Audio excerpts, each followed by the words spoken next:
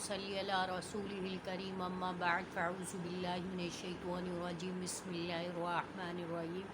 میں ہوں امت الرحمن advance Islamic grooming Karachi Pakistan سے۔ السلام علیکم ورحمۃ اللہ وبرکاتہ۔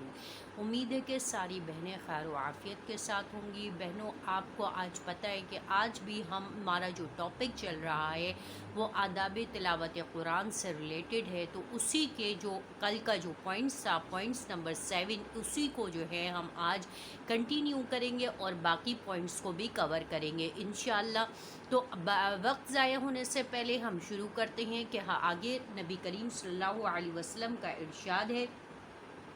کہ حدیث پاک میں ہے کہ قیامت کے دن حافظ قرآن حضرت ام سلمہ رضی اللہ تعالی عنہ کی روایت ہے کہ فرماتی ہیں حضرت صلی اللہ علیہ وسلم قرآن مجید ٹھہر ٹھہر کر پڑھتے اور ہر آیت اور ہر واضح اور نمایاں ہوتا۔ حدیث پاک میں ہے کہ قیامت کے دن حافظ قرآن سے کہا جائے گا کہ اقرأ ورتل کما کنت ترتل فی الدنیا، کہ تو ترتیل سے پڑھتا جا اور جنت کی منازل پر چڑھتا جا جیسا کہ دنیا میں تو ترتیل سے پڑھا کرتا تھا۔ معلوم ہوا کہ یہ مقام جو ملے گا وہ ترتیل سے پڑھنے والوں کو ملے گا، یعنی کہ جو قرآن مجید کو اس کے صحیح طریقے سے پڑھیں گے، ٹھہر ٹھہر کر کے پڑھیں گے۔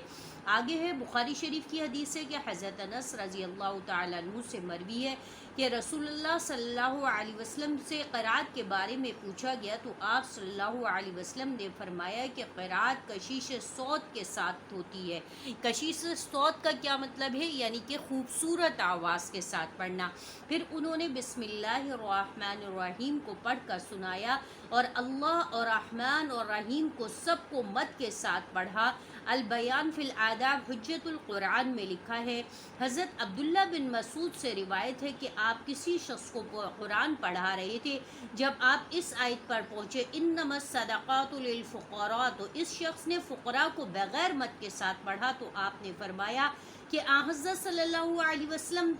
نے تو مجھے اس طرح نہیں پڑھایا، یا اس شخص نے دریافت کیا کہ آپ کو کس طرح پڑھایا تو آپ نے یہ آیت پڑھی وَمَدْ بِهَا صَوْتُ لِلْفُقَرَاء، پر آواز کو کھینچا اور جو ہے وہ مد فرمائی۔ یعنی کہ اگر آپ نے قرآن مجید پڑھنا ہے تو کسی عالم سے، کسی عالمہ سے جن کو پوری تجوید آتی ہو، پورے مخارج آتے ہوں، پورا انہوں نے پڑھا ہوا ہو کمپلیٹ، ان سے پڑھنا ہے، بار بار ان کو سنانا ہے، بار بار ان سے سیکھنا ہے، اور پھر جب وہ آپ کو کہیں کہ اب آپ کے اندر کسی چیز کی کمی بیشی نہیں ہے، اب آپ بالکل صحیح طریقے سے، پرفیکٹ طریقے سے قرآن مجید کی تلاوت کے آپ ماہر ہو چکی ہیں، تو پھر بھی آپ نے ان سے ٹچ میں رہنا ہے، پوچھتے رہنا ہے، سیکھتے رہنا ہے، کیونکہ سیکھنے کا عمل جو ہے وہ قبر تک آپ نے کرنا ہے۔ اس کو یہ نہیں ہے کہ آپ نے ایک بار کورس کر لیا، 2 بار کورس کر لیا، تیسری بار پہ آپ مطمئن ہو کے بیٹھ گئے کہ اب میرا قرآن صحیح ہو گیا، یا اب میں تفسیر کی ماسٹر ہو گئی ہوں، یا اب میں نے تجوید کی میں ماسٹر ہو گئی ہوں، یا مجھے سرٹیفکیٹ مل گیا، یا مجھے ڈگری مل گئی، تو اب مجھے سیکھنے سکھانے کی ضرورت نہیں ہے۔ آپ نے قیامت تک، قبر تک اس کو سیکھنا ہے، اور سیکھتے ہی سیکھتے قبر میں جانا ہے۔ یہ نہیں ہے کہ آپ اس کو لے کر کے مطمئن ہو کے بیٹھ جائیں کہ بس اب میں پروفیشنل طریقے سے قرآن کریم کی تلاوت یا تفسیر یا حدیث پڑھنے کے قابل ہو چکی ہوں، کیونکہ سیکھنے کا عمل جو ہے وہ آپ کو موت تک کے کرنا ہے۔ آگے ہے، آج ہمارا نیا پوائنٹ سٹارٹ ہو رہا ہے، اور پوائنٹ نمبر 8 ہے تحسین صورت، یعنی آواز کو خوبصورت بنانا۔ آواز کو خوبصورت کیسے بنانا اور کس طرح خوبصورت آواز میں تلاوت کرنا، اس کے بارے میں آج ہم پڑھیں گے۔ تلاوت میں ہے کہ تحسین صورت یعنی بقدر اختیار خوش آوازی، خوش الحانی سے پڑھنا بھی مسنون ہے، یعنی کہ گانے کی طرح گا گا کے نہیں پڑھنا ہے، بلکہ کوشش کی جائے کہ اگر صحیح طریقے سے آپ کو ترتیل اور تجوید آ جاتی ہے تو آٹومیٹکلی ہر انسان کی اپنی ایک انڈیویجول قرات بن جاتی ہے، تو وہ اس کی اگر مخارج کی صحیح پروننسیشن کرے، اس کی صحیح پرفارمنس کرے، تو وہ خود بخود ہی صحیح طریقے سے ایک خوش الحانی، ایک ردھم سی اس کے قرات میں پیدا ہو جاتا ہے، جو اس کو اللہ کی جانب سے، من جانب اللہ پیدا ہوتا ہے۔ آگے بڑھتے ہیں، اور یہ بھی ترتیل ہی کا حصہ ہے۔ حدیث شریف میں ہے کہ حضور صلی اللہ علیہ وسلم نے فرمایا زینوا اصواتکم بالقرآن، کہ اپنی آوازوں کو قرآن کو سے مزین کرو، یا اپنی آواز کے ساتھ قرآن کو مزین کرو۔ اپنی خوبصورت، جیسے بات چیت کرتے ہوئے آپ بہت خوبصورت انداز میں آپ الفاظوں کا استعمال کرتے ہیں، اسی طریقے سے ادب کا، مینرز کا، ایٹیکیٹس کا خیال کرتے ہیں، اسی طرح آپ نے کیا کرنا ہے، جب قرآن کریم کی تلاوت کرنی ہے تو بہت اچھی اور خوبصورت آواز بنا کے پڑھنا ہے۔ اور ایک روایت میں کہ احسنوا اصواتکم بالقرآن، کہ تلاوت قرآن کے لیے اپنی آوازوں کو حسین اور مزین بناؤ۔ اور دوسری حدیث میں ہے فرمایا ہے کہ لکل شیء حلیۃ وحلیۃ القرآن حسن الصوت، کہ ہر چیز کی ایک خوبصورتی ہوتی ہے، ہر چیز کی ایک خوبصورتی ہوتی ہے، اور قرآن کی خوبصورتی کیا ہے؟ قرآن کی خوبصورتی یہ ہے کہ اس کو خوبصورت آواز کے ساتھ پڑھنا۔ ایک جگہ ارشاد فرمایا کہ اگر اللہ تعالیٰ کسی قرآت یا تلاوت کو نہیں سنتا، اگر ایک جگہ ارشاد فرمایا اللہ تعالیٰ کسی قرآت کو ایسا نہیں سنتا جیسا کہ جیسے کی تلاوت کو سنتا ہے جو شخص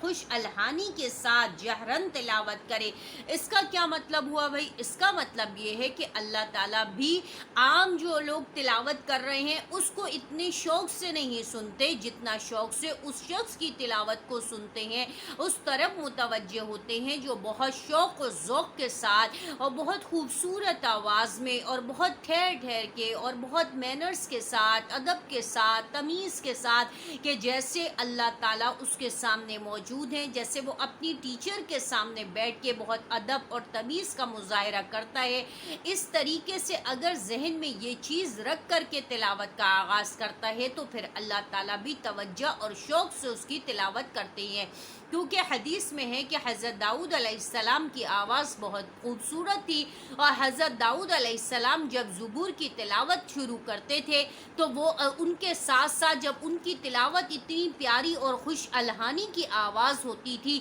کہ ان کی تلاوت جب شروع ہوتی تو تمام آسمان اور زمین کے فرشتے، اس کی مخلوقیں، چرند پرند درخت سب جو ہے ان کی آواز پر جھومنے لگتے تھے، اور ان کی آواز کو اور ان کی تلاوت کو جو ہے وہ ذوق و شوق سے سنتے تھے۔ اور حضرت داؤد علیہ السلام بہت اچھے طریقے سے تلاوت کرتے تھے، لیکن بہت اس طریقے سے تلاوت کرتے تھے کہ جب وہ گھوڑے کی زین کس رہے ہوتے تھے، گھوڑے کو کہیں جانے کے لیے ریڈی کر رہے ہوتے، اسی دوران وہ تلاوت شروع کرتے اور زین کسنے تک جو ہے وہ اس کی تلاوت کا اختتام کر لیتے تھے۔ تو حدیث سے مبارکہ میں ہے کہ حضرت داؤد علیہ السلام کی آواز اتنی اچھی تھی کہ جب وہ تلاوت کا آغاز کرتے تھے تو آسمان میں جتنی مخلوق ہے، جتنے فرشتے ہیں، اور زمین میں جتنی مخلوق ہے اور جتنے لوگ ہیں اور جتنے چرند پرند اور دوابہ اور درخت، حتیٰ کہ ساری انسانیت سوائے ایک انسانوں کے باقی ساری چیزیں ان کی آواز کو سن کر کے جھومنے لگتی تھیں اور ان کے ساتھ آواز سے آواز ملا کر کے اس کی تلاوت کرتی تھیں۔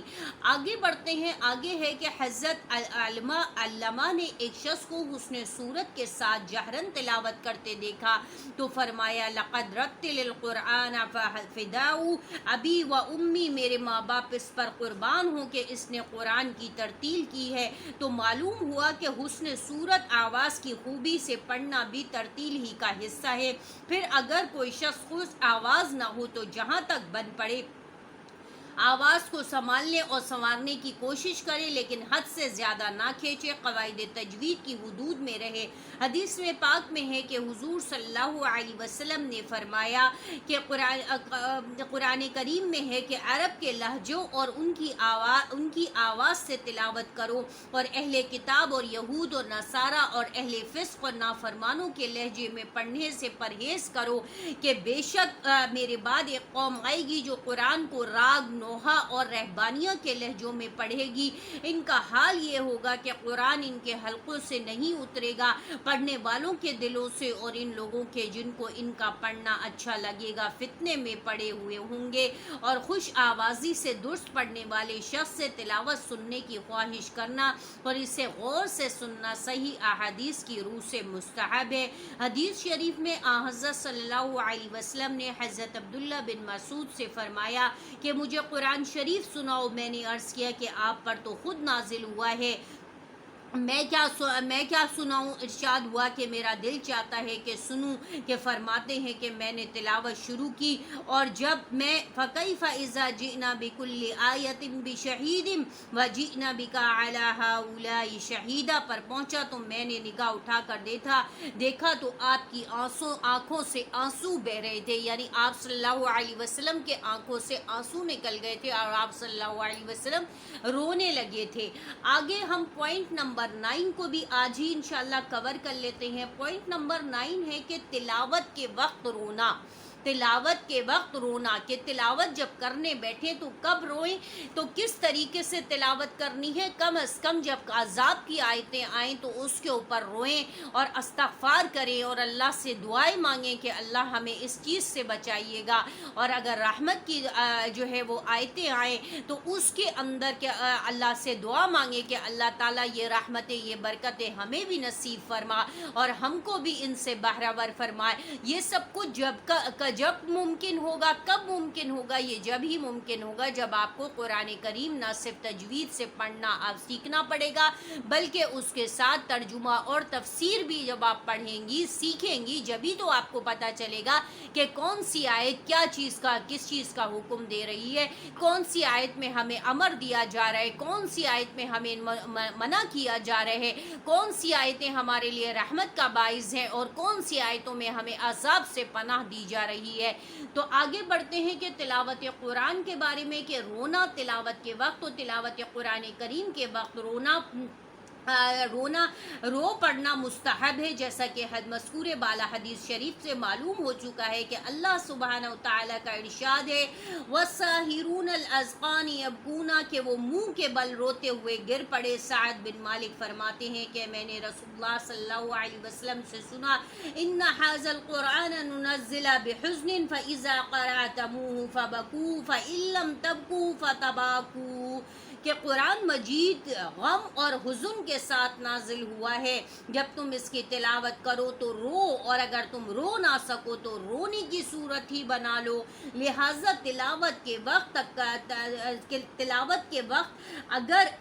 تکلفاً بھی رونا چاہیے، اور اگر کوئی شخص رونے کی قدرت نہ رکھتا ہو تو اس کو کم از کم رونے کی صورت ہی بنا لینا چاہیے۔ ہمارے ہاں آج کل کیا ہوتا ہے کہ تلاوت کو ایک بوجھ سمجھ کر کے صرف اور صرف رمضان المبارک کا ایک ایسا مہینہ ہوتا ہے، پورے سال کے اندر 11 مہینے چھوڑ کر کے ایک مہینہ ہوتا ہے جس میں بہت کم لوگ ہوتے ہیں جن کو غیرت آتی ہے اور وہ کہتے ہیں کہ چلو ایک قرآن تو ختم ہی کر دو یا 15 پارے تو ختم ہی کر دو، وہ بھی رمضان کے اسٹارٹنگ کے جو 15 ڈیز ہوتے ہیں اس کے اندر ان کو تھوڑا جوش اور ولولہ ہوتا ہے کہ وہ تلاوت کو کرتے ہیں، اور پورے سال وہ پھر پیچھے مڑ کر قرآن کے کریم کو اللہ معاف کرے دیکھتے نہیں ہیں۔ تو ایسے لوگ رمضانی تلاوتی، رمضانی داڑھی رکھ لیتے ہیں، رمضانی نمازی بن جاتے ہیں۔ ایسے لوگوں کو کہا جاتا ہے کہ یہ رمضانی ملا ہے، یہ رمضانی ملن ہے، یا یہ رمضانی داڑھی ہے، یا رمضانی تلاوت ہے، یا رمضانی روز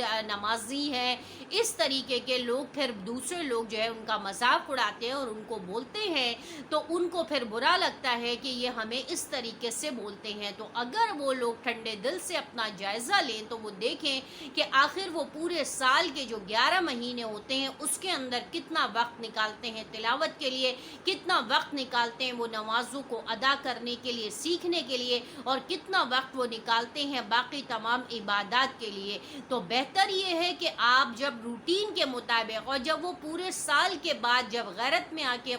قرآن کو اٹھاتے ہیں تو ان کو قرآن پڑھنے میں اللہ معاف کرے اتنی مشکل ہوتی ہے، اتنی اٹکن آتی ہے کہ ان سے پڑھا ہی نہیں جاتا. وہ 4 سے 5 لائنیں ہی پڑھتے ہیں کہ ان کا سانس پھول جاتا ہے, وہ ہانپنے لگتے ہیں اور ان کا انٹرسٹ ختم ہونے لگتا ہے, اور وہ پریشان ہو کر کے قرآن بند کر دیتے ہیں, یہ کہہ کر کے چلو ابھی جو ہے روزہ ہے, ابھی روزے کے بعد انشاءاللہ تلاوت کریں گے. اور پھر وہ بات آتی رہی ہیں. پھر دوسرا دن کا وہ اگر ان کو ٹائم مل جاتا ہے اللہ کی توفیق سے